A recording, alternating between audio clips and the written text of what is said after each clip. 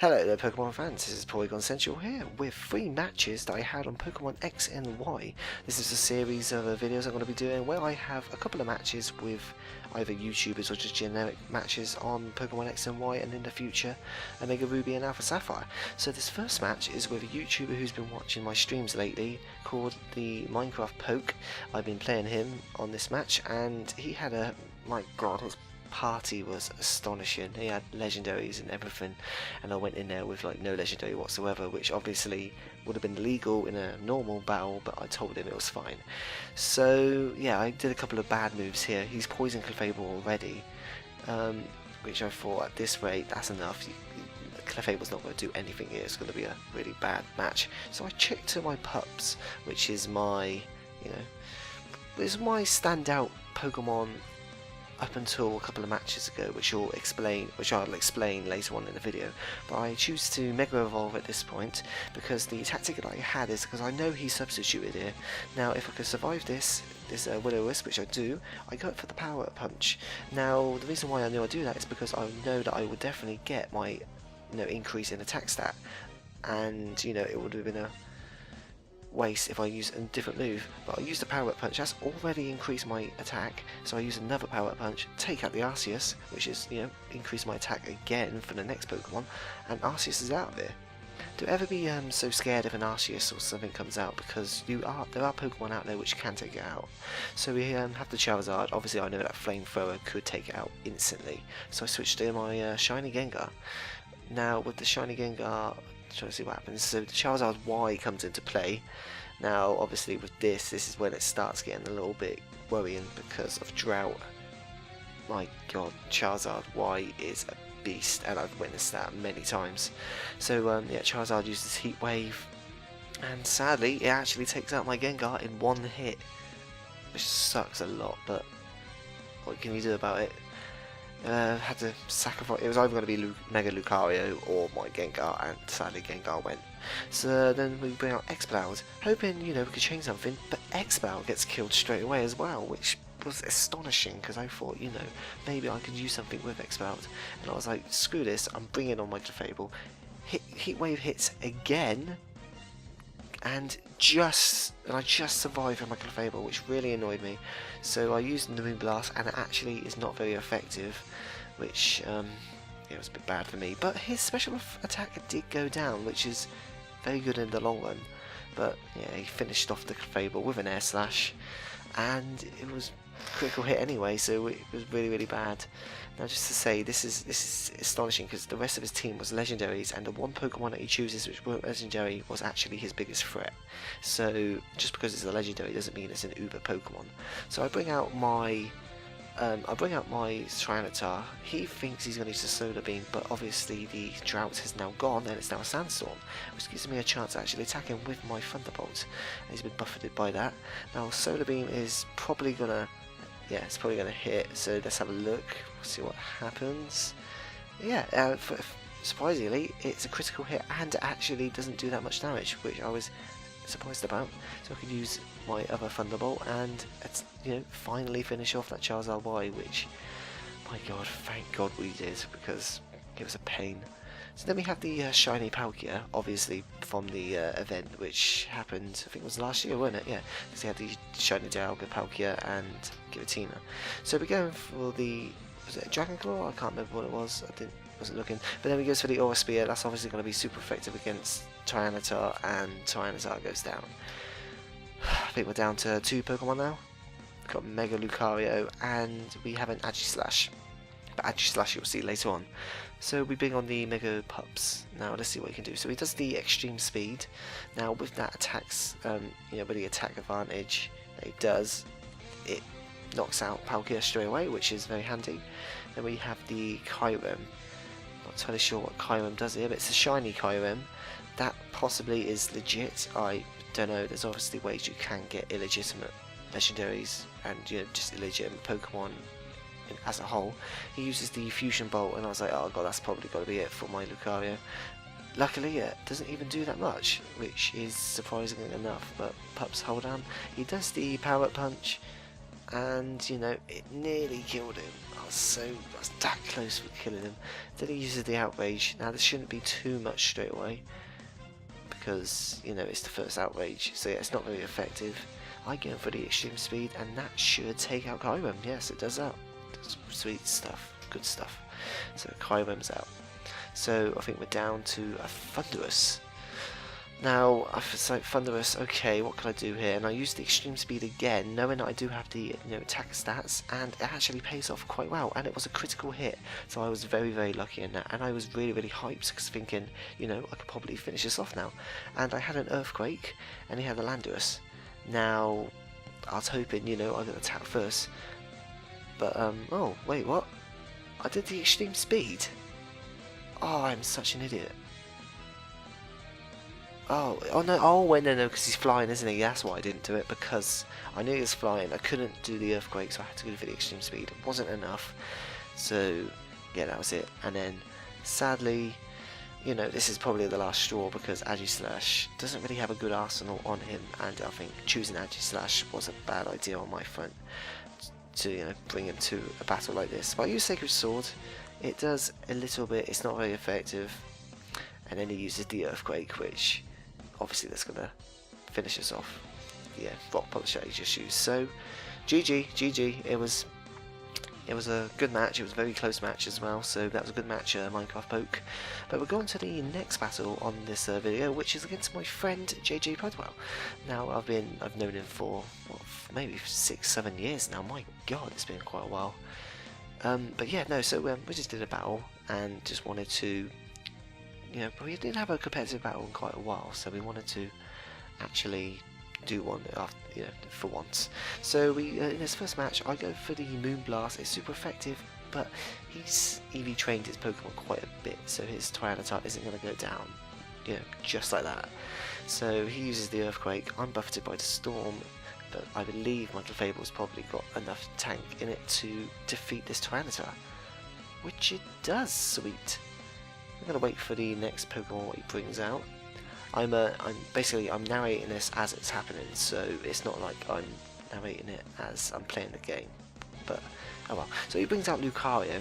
Now I believe he has Lucario on his team because he's known that my Lucario in the past has troubled him quite a lot. So that's one of the reasons why he's probably bringing out Lucario. But I bring out Gengar. He uses the Poison Jab, which shouldn't do too much because obviously he's Ghost Poison anyway. He gets buffeted by the Sandstorm, and then JJ actually withdraws Lucario here. Interesting. Brings out the Charizard. Now I believe his tactic here probably was to, you know, use the tactical advantage of Charizard to wipe me out, which is amazing. Oh, I remember this one. So yeah, Charizard falls asleep, and when they're all buffeted by the Sandstorm, and then oh yeah, they're all buffeted by the Sandstorm, and then what happens is he Mega Evolves the Charizard X. I didn't expect that because JJ is very much just like Minecraft Poke. He uses Charizard Y. So I use Hex on the Charizard, and surprisingly enough, it kills him, which is one of my really good tactics now. I'm going to say now, Gengar is my #1 Pokemon now on Baton because of his Hypnosis and Hex Attack. You know, it's a status move with this Hex. If you don't know what Hex does, it doubles in power if the Pokemon has a status move, which is very handy because I have Sludge Bomb, which can poison, and I have Hypnosis, which can sleep. Now, my fourth move in my arsenal is Dream Eater. That's just if I need any health. But obviously, the problem with my Gengar, as you just saw there, was, you know, defensively he's not that strong because I focus more on special attack and speed, which, you know, sometimes it works, sometimes it doesn't, and sometimes it has worked in my favour quite a lot. But yeah, we take out the Alakazam there with my pups. Then we bring out Shiny Sceptile. Now this Shiny Sceptile, I thought I was mentioning it because JJ, he has a Sceptile which is about 11 years old now. He's had it since Ruby and Sapphire, so he's had one save, which is amazing because a lot of Pokemon trainers don't have, you know, a really old Pokemon, but he has a Sceptile which is really old, and he's breeding it enough times to actually get this shiny Sceptile, which I think it's you know, it's quite unique in that way. It's has a more of a meaning than just a shiny Sceptile. But anyway, he bang out a Lucario and he gets killed by my Earthquake because my Earthquake is Uber.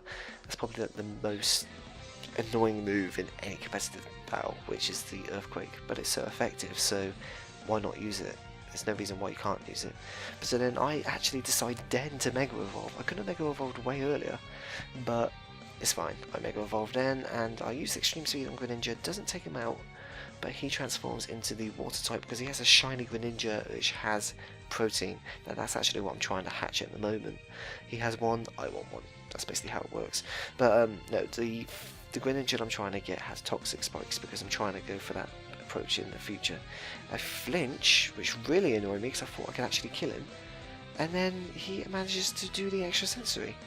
Possibly I should have done the Extreme Speed. That was probably the reason why I, you know, mucked up on that front.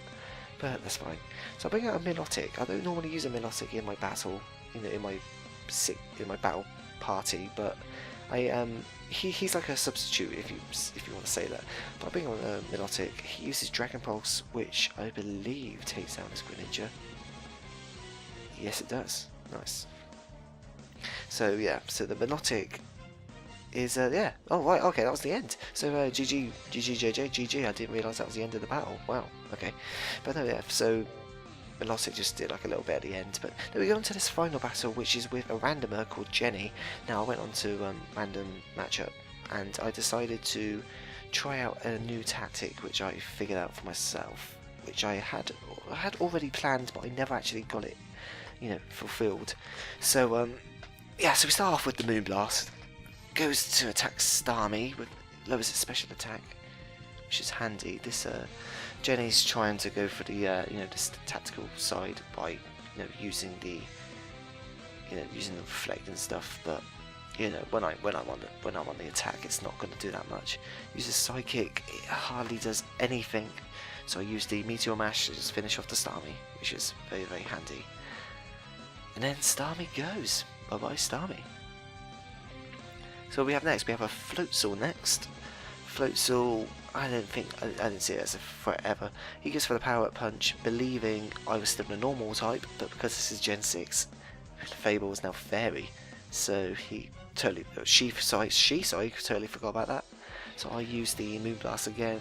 Floatzel uses the Aqua Jet. Now, surprisingly, this does a little bit more than I expected, but then I go for the Meteor Mash, and that actually was a very bad idea. I should not have done that. But luckily his light screens went out, so he's going to use the Aqua Jet again. She's going to use the Aqua Jet again. She uses, Fable uses the Moonlight to actually heal up, just so, you know, I didn't die straight away. I just wanted to do it on the long run, and actually that paid off so much later on in the battle, which you'll see soon. So yeah, finally doing the Moonblast, which should kill with the Floatzel. It does indeed, which is very, very good. So already 2 Pokemon down, and goes into the final Pokemon, which is a Lantern. Go for the Moonblast, hoping it will do a bit of damage. It does quite a bit amount actually. It's worthwhile using the Moonblast, but then I get confused, and yeah, this Lantern has leftovers. Now this is when I was like, maybe I should try this tactic out. So I go into Gengar, you know, the shiny Gengar which I have, which can Mega Evolve. So yeah, Lantern uses the Thunderbolt, and yeah, Gengar gets paralysed, and I'm like, oh crap, this is bad. Maybe I could actually take it out in time. But yeah, I go for the Mega Evolution straight away. Don't want to delay anything with that, because you know, that's the only Pokemon I actually had at the time which could Mega Evolve. So Mega Evolve into Gengar. Lantern is quicker and uses Ice Beam, which lowers Gengar's health significantly. But then I'm paralysed, which is like, crap. That's not what I expected. I was hoping I could actually get a move in. So I thought, okay, so I'm not going to get paralysed twice in a row, am I? So I didn't. I used the Hypnosis, and I'm thinking there is a good chance that Lantern can actually wake up and Gengar could die, and that would be bad. Even though I know I had 3 Pokemon still left, I probably would have won this no matter what. I decided to do this. So Gengar switches out. Remember, Gengar is nearly dead and paralysed. Go into Clefable. Now this is the only move which you have not seen so far, and I think it's really, really tactical on my front. Definitely in situations like this where she has one Pokemon left and I really want to get rid of it. Sadly, this Lantern just did not wake up. So I actually use Healing Wish on Clefable. Now Healing Wish basically sacrifices Clefable's health, kills it, and then the Pokemon that gets brung into the battle next time gets fully healed, and its status effect, is removed. So it's just like it's a brand new Pokemon brought in. So in this situation, that was so handy. It was very good tactics on my front, and this is something I definitely want to use in the future when I do some competitive battling, because it is a nice little tactic, and you know, it can actually save you so much. So then I use Hex on Lantern, thinking this would actually kill it straight away. Doesn't, that's fine. Luckily Lantern actually stays asleep, so this is one very tired, very lazy Lantern. It just did not want to wake up. Still has leftovers, but that's probably no issue for me because I have a Hex, so haha. And that's it. GG for that one. So very good tactics there, and that was the battles of the day. So remember to subscribe to Polygon Central if you want to see some more videos like this, and there'll be loads more content coming out in the future very, very soon. So we'll see you guys again. Bye bye.